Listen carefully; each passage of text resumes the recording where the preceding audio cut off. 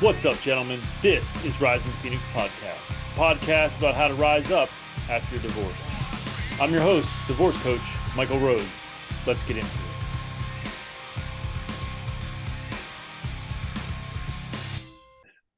Joining me today is Dr. Wendy Patrick. Dr. Patrick, let's just jump right into it. Why don't you tell us a little bit about yourself? Well, I wouldn't know where to start except to say I am a career trial attorney, but also have a master in divinity and a PhD in theology. And I'm just very passionate about learning why people do the things they do and how we can make this world a better place. You know, some people think that sounds trite, but it's actually something most people agree with. So much of what I do, I write about in Psychology Today, where I have my own column, and just try to explore some of the ways we harm ourselves, harm our relationships, and more importantly, how we can improve. Well, and that's how I found you at psychologytoday.com. And I saw a blog post that was very interesting to me, which is about the silent treatment. And it's very interesting to me because I unfortunately deployed that silent treatment pretty expertly, I would say. Not because I felt or thought that it was harmful. It was just what I did to protect myself. And I understand a little bit about it, but I'd like to dive into it more with you. So why do people do it? Why do people give the silent treatment to their partners? Well, a lot of times it's probably, as you might even be able to relate to, it's a protection mechanism sometimes. It's often used as punishment. Remember, in relationships, especially romantic relationships, silence is not golden. Snubbing a partner, a parent, a child can really sabotage that relationship. One of the things that it's sometimes used for is to instill uncertainty in the target. You're leaving somebody unstable, never knowing where they stand, never knowing whether or not you're mad at them, what the problem is, what they've done. You know, some people are just clueless as to what they do that makes another person angry. And silent treatment does nothing to resolve conflict. So those are some of the ways and some of the reasons that people do it. But I think probably the bigger point is, regardless of why somebody might do it, understanding the harm it can have to a relationship is often the first step to stopping it and finding far more productive ways of resolving conflict and communicating displeasure. Yeah, so that's a pretty good synopsis of the why, and so that leads us to stopping it. And you briefly mentioned it, but what are some things that people can do besides being conscious and cognizant of, like, this is a bad thing? But what else can people do to sort of get over this defense mechanism or default setting or whatever it is that you want to call it that some people use? How do you stop that? Well, if I could answer that briefly, I would probably have a thousand patients and be a millionaire. But I can sort of summarize some of the approaches that the experts take. One, obviously, the first step is acknowledging the harmfulness. A lot of people that give others the silent treatment just kind of think that, you know, they get what they deserve. They don't for a second think about what they actually, the harm they may be doing, I suppose, unless they're also the recipient. Communication and trying it out instead. You know, the first time you do it, it may be a little bit awkward, you know, actually admitting why somebody made you upset. The other person has to have buy-in to this new mechanism, though. In other words, they can't themselves get defensive, not be able to handle criticism. To be able to listen, you know, I also write articles on the value of listening, to be able to listen with an open mind and just hear the other person out. They're not apportioning blame or passing judgment. They're explaining why they're angry. You know, it's kind of like you learn to do this with your kids. You have to know why they're upset, why they're pouting, why they are doing whatever they're doing in order to be able to appreciate, you know, maybe we can relate to that on some level and how we can then start to communicate. But therein lies the second way in which we can stop the behavior. It's a bad habit, it's a pattern, but patterns can be broken. You know, it's sort of like some people say, well, rules are meant to be broken. I wouldn't agree with that, but I would say patterns sometimes are very much meant to be broken because many of them are so harmful, and the silent treatment is one of them. So just that very first time a partner, a parent, a child decides, you know, I'm just going to go out on a limb here and be very upfront and honest about why I'm upset and just see what happens. The results might amaze you. And I say that because research shows that many kids, for example, would much rather have a parent communicate displeasure than give them the silent treatment. What does that tell you? So the first step is sort of being conscious, right? Being aware.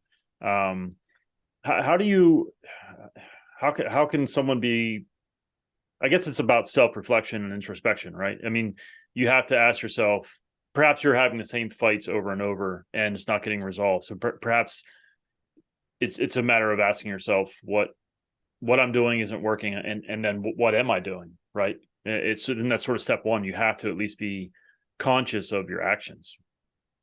Well, you could be conscious of your actions, but some partners don't recognize that what they're doing isn't working. So I'm really glad you brought that up. In other words, they're faced with a partner that seems to be walking on eggshells, falling all over themselves with apologies and trying to figure out, being very ingratiating, trying to figure out how to appease the silent partner, when that's a very toxic relational dynamic of inequality that is not sustainable. Sometimes I think maybe partners that use the silent treatment should be reminded, you're going to lose your relationship if this is the way you behave. Nobody's going to stick around forever. At least most people wouldn't, because the mental anguish and anxiety of being subjected to this, oftentimes without even knowing what the reason is.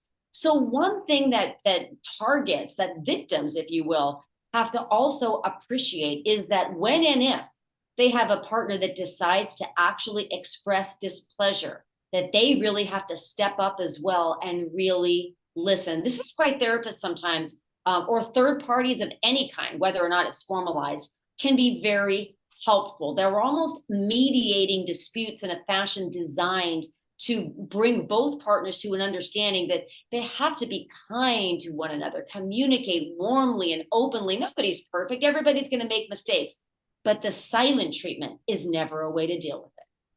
Yeah, and being a person that deployed it, I hear what you're saying. I feel a little defensiveness coming on because I didn't do it for any reason to destroy a relationship, to be an asshole. It's just it was my default setting because I grew up in a very chaotic, verbally abusive, sometimes physically abusive environment, and the best way that I knew to deal with that was to shut down. So it's more disassociation than silent treatment, but it's there are one half dozen, half a dozen. Well, it is different. Well, it is different. What you describe is very different, and there are lots of relationships in which withdrawal is a defense mechanism, almost a survival mechanism. That seems to be the way you're describing it. But I don't think they are that different, actually. I think they're very similar because if I'm not talking to you, then I am withdrawing from you. So I don't see the difference at all, to be honest with you. But the difference is many people engage the silent treatment as a weapon to make somebody else feel bad, to punish somebody else. It's very different than using withdrawal as a defense mechanism. Now, I see what you're saying, and that the result might be the same as to the impact on the recipient, but the motivations for using different types of aloofness, withdrawal, ignoring somebody else, those can be very different. And as you mentioned, it is very circumstantial, and it's often contextual as to what you've been raised with. Very good point. Yeah, I mean, it wasn't I didn't decide, like, I know what I'm going to do. This is how I'm going to handle being hurt, because it was always revolves around being hurt. I never looked at it as it was a punishment, but it was a punishment for hurting me. Right. So it wasn't like, I don't know, you didn't cook my favorite dinner, and so I'm going to be a dick. It wasn't that kind of a thing. It wasn't giving somebody a timeout. Right. Very different. No, it wasn't at all. I mean, at least it did. I'm sure it didn't.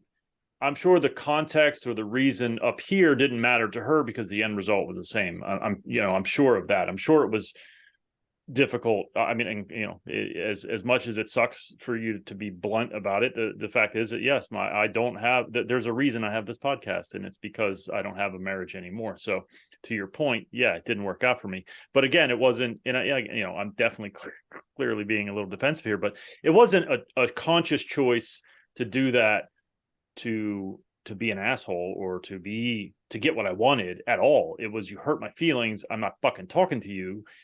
And because that's what I knew.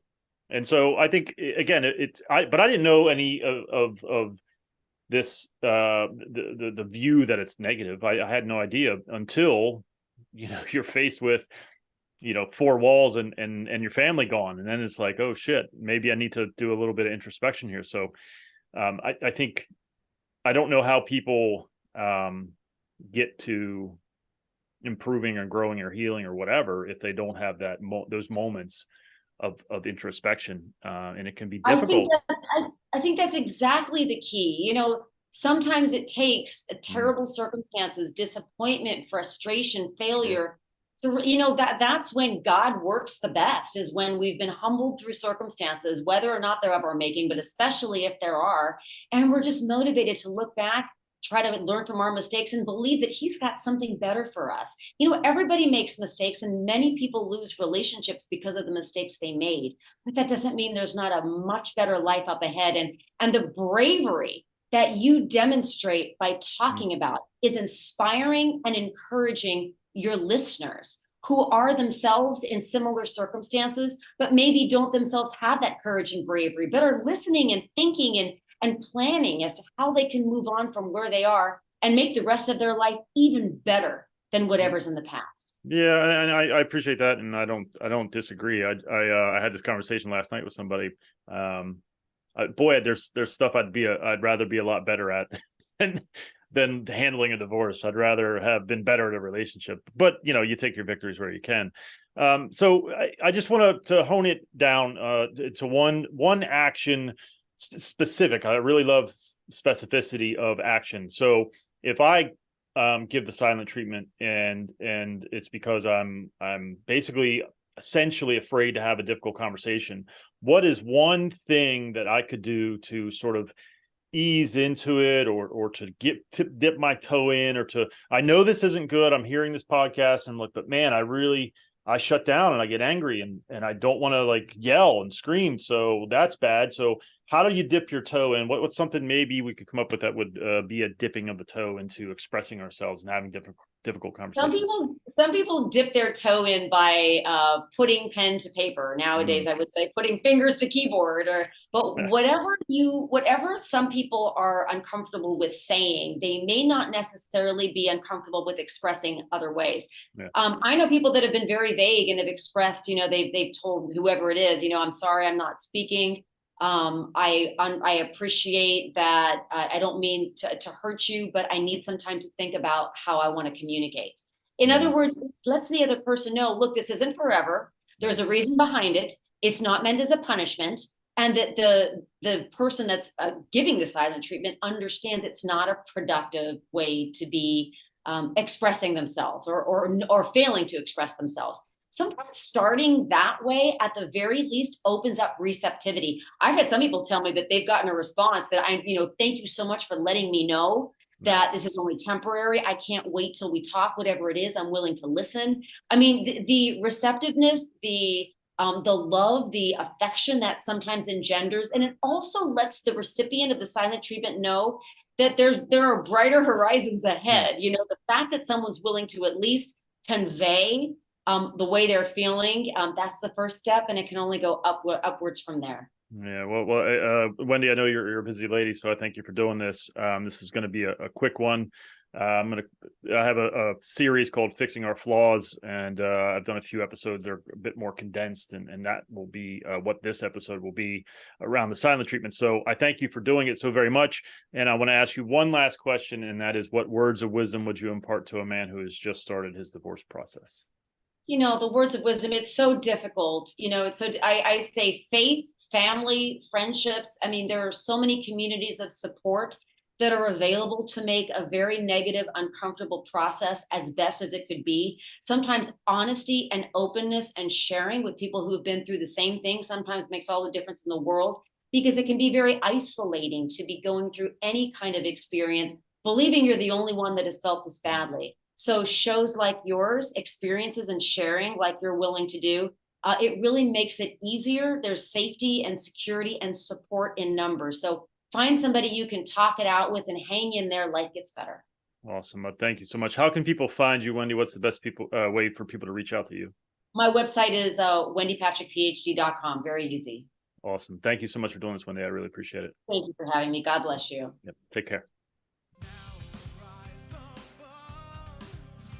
Thank you so much for watching and or listening. Since my separation in July of 2019, I have done an incredible amount of work on myself. I've had many different therapists, life coaches, and went through different programs. I've taken all that I've learned and put it into my own program called Forged by Fire. If you are interested in having me help you navigate your divorce, please hit my website, risingphoenixdivorcecoach.com.